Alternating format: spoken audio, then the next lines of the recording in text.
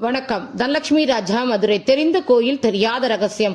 அருள்மிகு சுந்தர குஜாம்பிகை சமேத திருவீலி நாதேஸ்வர திருக்கோயில், திருவீலி மிழலை, திருவாரூர். வீலி செடியினை தல விருட்சமாக கொண்ட திருப்பெயருடன் மிழலை குறும்பர் என்ற வேடுவார் தல இறைவனார் மேல் கொண்ட அன்பினால் தினமும் விளாங்கனி நெய்வேத்தியம் செய்து வந்தார்.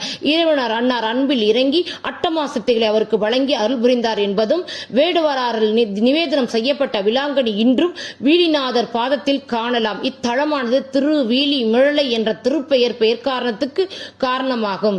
இத்திருஞான சம்பந்தரும் திருநாவுக்கரசரும் பல தலங்களை பணிந்து பாடி பின் திருவீலி மிழலை அடைந்து இருவரும் இறைவனை பூஜித்து தினமும் 500 மறையவர்களுக்கும் அடியார்களுக்கும் அன்னமாளிப்பு செய்து வந்த போது பஞ்சம் ஏற்பட்டு கவலையுற்ற போது கனவில் தோன்ற வீலிமிழை நாத பெருமான் அடியாருக்கு அமுது படைக்க தானே ஒவ்வொரு பொற்காசை தினமும் தருவதாக கூறி மறைந்தார்.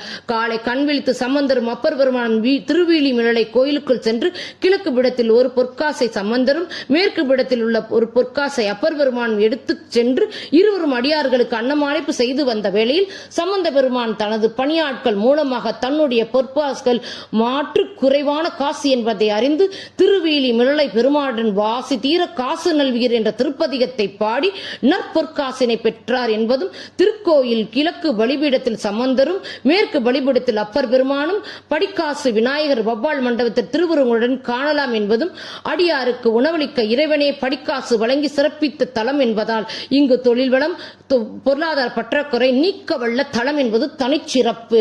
மகாவிஷ்ணு சக்கராயுதத்தை ஜலந்தர் என்னும் அசுரனிடம் பறிக்கொடுத்து மீண்டும் சக்கராயுதத்தை பெற வீழி செடி தலத்தினை சிவனை பூஜித்து வர விஷ்ணு தீர்த்தனை உருவாக்கி இங்குள்ள சிவலிங்கத்திற்கு 1000 தாமரை மலர்களை கொண்டு வழிபட ஒரு நாள் சிவ திருவிளையாடல் 1000 தாமரை மலர்கள் ஒன்றை குறைய விஷ்ணு தனது கண்களையே 1000வது மலராக தந்து சிவபெருமானை பூஜித்தார் என்பதும், இன்றும் இங்கு கண்மலர் காணிக்கை என்பது விசேஷம்.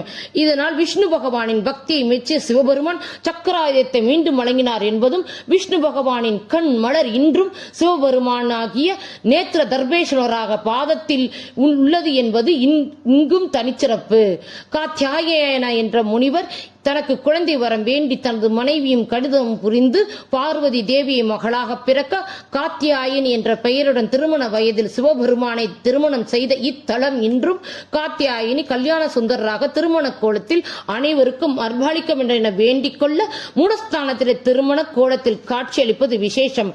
காசி யாத்திரைக்கு கிளம்பும் மாப்பிளை சுவாமி கோலத்தில் காணப்படும் சிவபெருமான் கொடிமரத்தில் அருகே சிவலிங்கம் பாதாள நந்தியுடன் காணப்படுவது தனிச்சிறப்பு. திருமண தடை நீங்கவும், இழந்த பதவி அடைவும், செல்வ வளம் பெருக, குறைவில்லாமல் வாழ்வில் கிடைக்கும்